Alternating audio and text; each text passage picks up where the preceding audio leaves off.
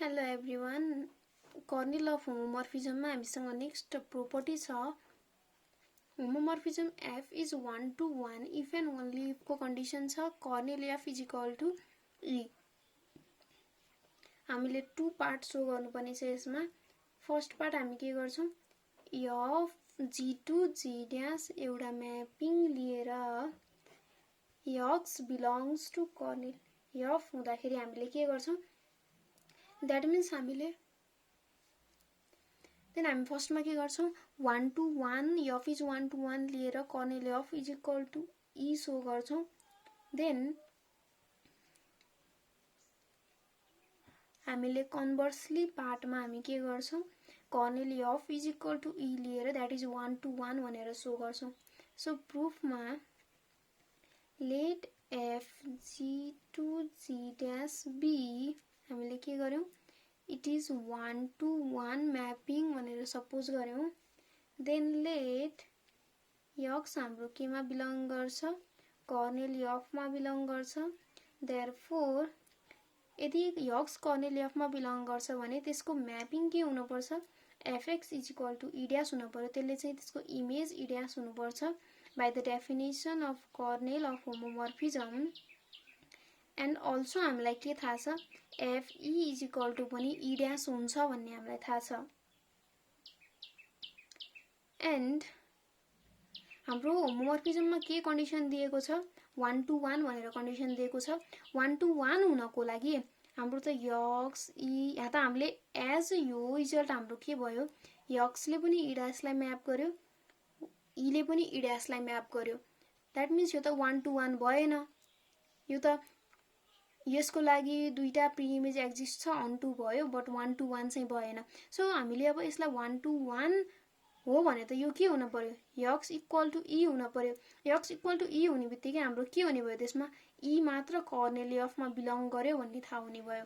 So हामीले अब के गर्छौं, therefore fx is equal to fe is equal to e dash.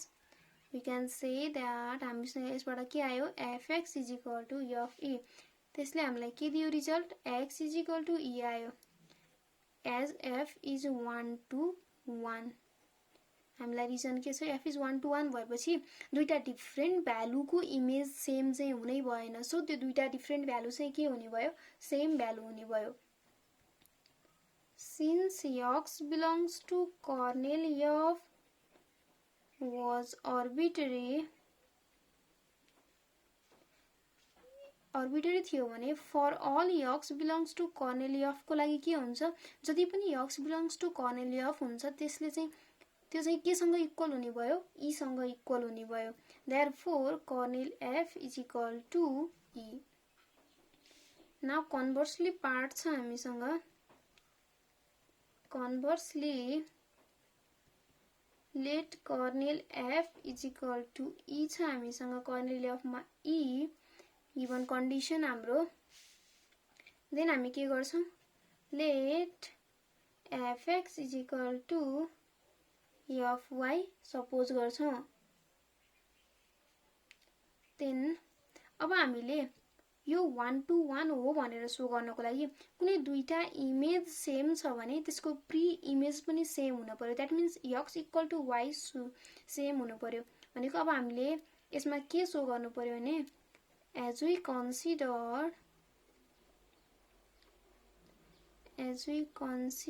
the image of x and y are same, then we need to show that x and y are also same to show that the function, the homomorphism is 1 to 1.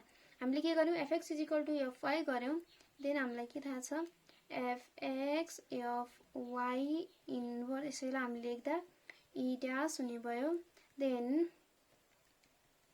यसलाई हामीले यसरी पनि represent गर्न सकिन्छ, is equal to e dash. as we know fa inverse is equal to fa को whole inverse, already verify गरेको property छ यो. Then F X Y inverse is equal to E dash हाम्रो के भयो एक्स वाई इन्भर्स केमा belong गर्यो kernel F मा बिलङ गर्यो दैट मीन्स यो पनि हाम्रो के हुने भयो ई सँग इक्वल हुने भयो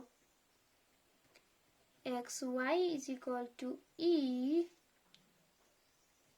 x is equal to ye हुने भयो देन यसबाट हाम्रो के आयो x equal to y therefore we can say that fx is equal to fy implies x is equal to y